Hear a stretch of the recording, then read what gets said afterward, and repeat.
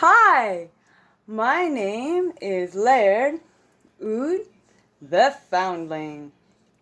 I've been a member of the SCA since 1992. For those who are not in the know, that is a medieval era recreation group. Go check us out at sca.org. For the rest of you, I became deaf in November of 1996 due to a car accident. There was a flash flood and the car spun out. It hit a bunch of stuff and then wrapped around a tree. I had a 2.5-inch shard of glass penetrate my skull and damage the auditory nerve. I became deaf over the next 5, 6-ish years. In the SCA, I use English supported by ASL. That means I use an accent called PSE, lovingly called Pidgin.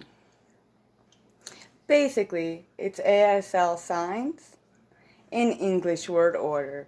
It allows me to speak and sign at the same time and support my language.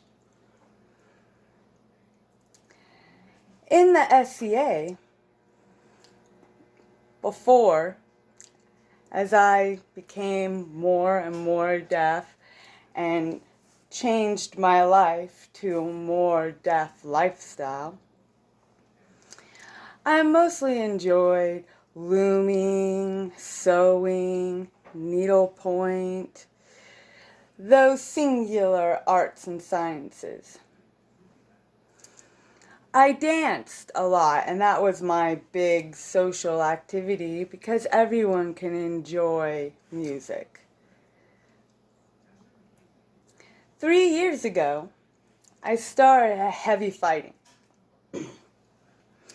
And that is not a solo art either. As a matter of fact, it is very, very not a social art. Unlike dancing, I can't solo in a group. When we're on the rug dancing, we're all doing the same things. We're enjoying the same rhythms and movements, and we're laughing and enjoying, and body language communicates well. As a heavy fighter, that's different. You have to discuss and analyze with your other fighters, and there's a communication on the field in the armor. So I realized that there were some things that needed to change in our society. I was asked to make these videos, and the reason why? Well, that's because there's not a lot of deaf in the society itself, pure total deaf like me who have no hearing at all left. I can't hear anything.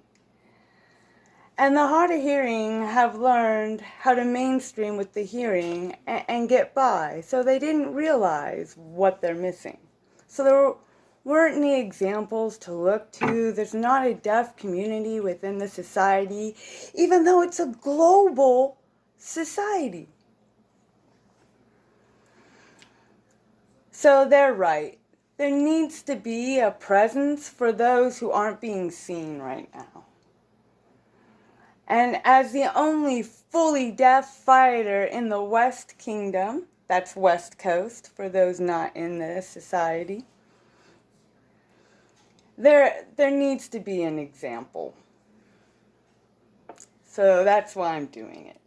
I want to bring awareness, understanding, and an education about the perspective and what it's like to be a part of an organization like this and not be the the same as everybody else. One of the things I really want to change, and I'm kind of stumbling over that, so let's just call out the elephant in the room. I want to change how people see disabled people. They talk about people with challenges like they're not fully functioning. We're not robots. We're not a Roomba. We're not a toaster who's not working at its full expectations.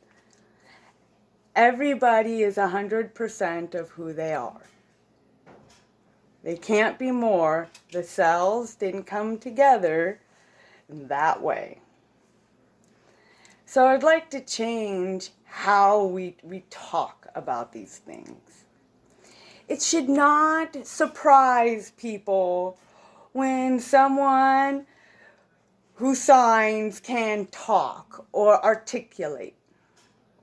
It shouldn't be surprising when someone of color does that.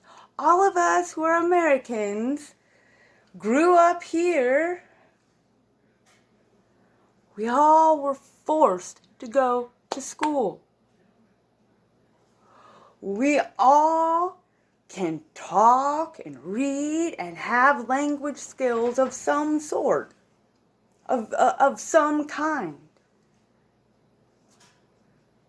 So I hope this works, and I hope it helps someone.